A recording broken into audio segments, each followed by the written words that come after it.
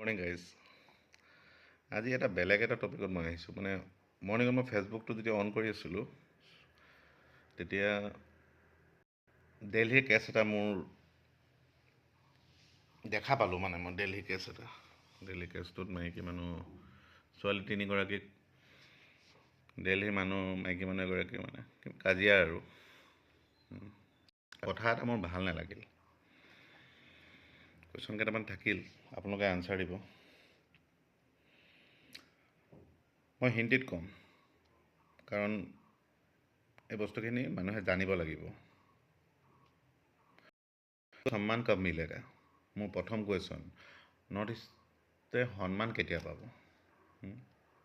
2 number question মোৰ, north east जो शर्मिंदगी मिलता है, बाहर में शर्म मिलता है नॉर्थ ईस्ट का, लड़का हो लड़की हो आदमी हो, वो कब बंद होगा?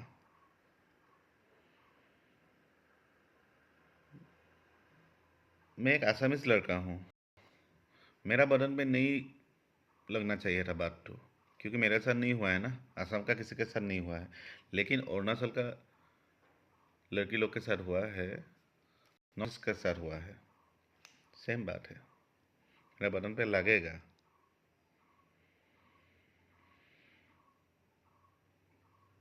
वही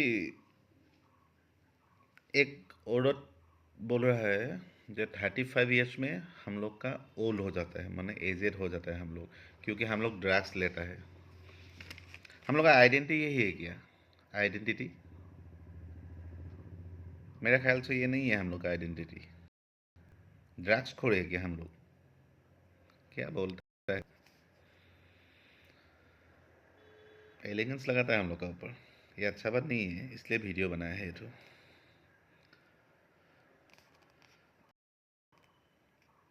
लेकिन बाहर का आदमी जब नॉर्थ ईस्ट में आता है ना, तो हम लोग वो लोग तो चाहता है हम लोग सम्मान करें। ये होता है, बजाने से सम्मान करना चाहिए, और हम लोग को सम्मान देता है, ऐसा करने से ज़्यादा सम्मान देता है नॉर्थ ईस्ट वालों, बाहर का आदमी लोग यहाँ में आने से। लेकिन बाहर में हम लोग का नॉर्थ ईस्ट को वो सम्मान नहीं मिलता है। चुप चुप के रहना पड़ता है, कोई कुछ बोल लेगा, यही बात है। क्योंकि हम लोग को सम्मान करना आता है, हम लोग का खून में सम्मान है, हमार तेजत सम्मान আছে, আমি কৰিব জানো সন্মান, চিম্পুল কথা। আৰু ইমান ডাঙৰ এলিগেন্স তেখেতে ক্ষমা খুজিব লাগিব। মই ভাল নাপালোঁ কথাটো, সেইকাৰণে মই এইটো ইউটিউবত মই ভিডিঅ'টো বনাইছোঁ। বেলেগ একো নাই, গান গাব পাৰোঁতে এইটো ভিডিঅ' বনাব পাৰোঁ।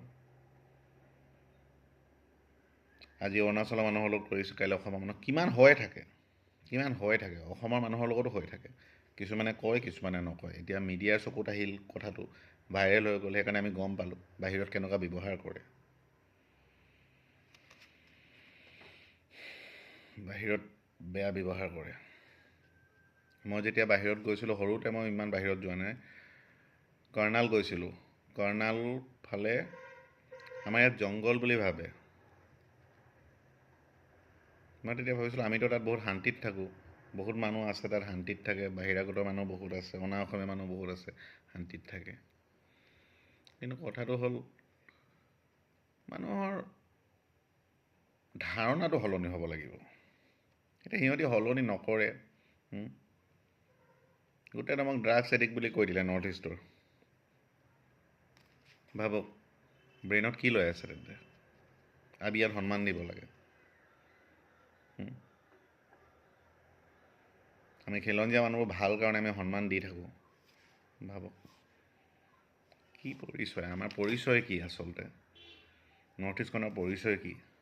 ডেভেলপ আমি সকলো ফালৰ পৰা কৰিছোঁ, বাকী লাজ পাই আছোঁ ন,